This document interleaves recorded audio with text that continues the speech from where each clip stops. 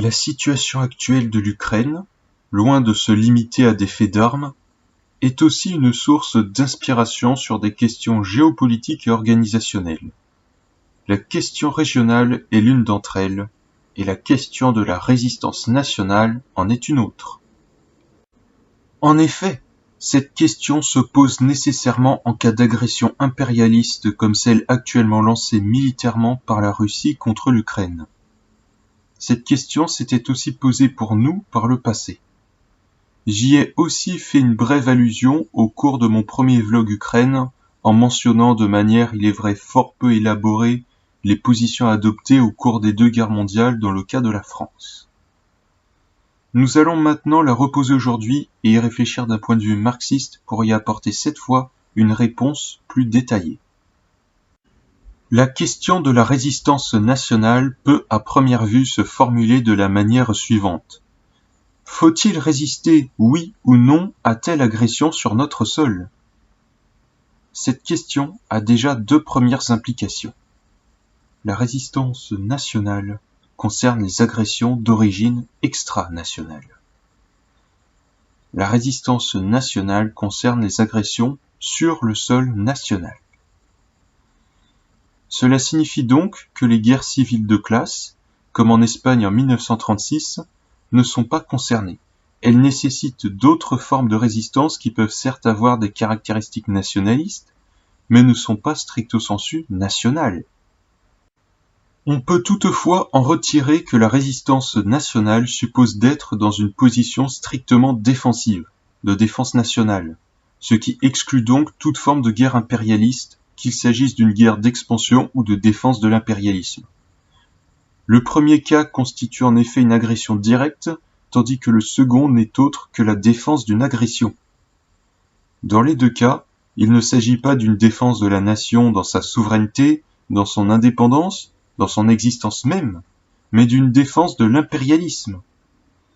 Ces prérequis de la défense nationale n'étant pas remplis, on ne peut donc ici mobiliser la résistance nationale. S'il ne justifie pas la guerre, le second cas rappelle en revanche qu'il existe en face au moins un impérialisme expansionniste dont il faut tenir compte. On pourrait s'arrêter là, mais le sujet n'est pas clos. Il faut en effet, si la réponse à la question de la résistance nationale est positive, se poser encore 3 autres questions. Comment s'y prendre? Avec qui résister? Pourquoi? Dans quel but résister? L'ordre de présentation de ces questions correspond à l'inverse de leur ordre de priorité. En effet, chaque force qui résiste ne le fait pas juste pour résister en tant que telle, mais aussi parce que le but est de conserver le contrôle de ressources naturelles, conserver dans son giron telle ou telle population, conserver le contrôle d'activités, d'entreprises, défendre des rapports sociaux incompatibles avec ceux d'en face, économiques comme sociétaux, ou simplement des modes de régulation différents de mêmes rapports sociaux. Défendre telle institution, telle entité administrative par rapport à une autre. Défendre une idéologie, un projet de société plus ou moins opposé. Ou encore défendre telle aire linguistique. Il peut encore y avoir d'autres buts, mais ceux-là sont les principaux. La question de la résistance nationale implique donc de se poser la question de pourquoi on résiste, au-delà de la simple réaction à l'agression.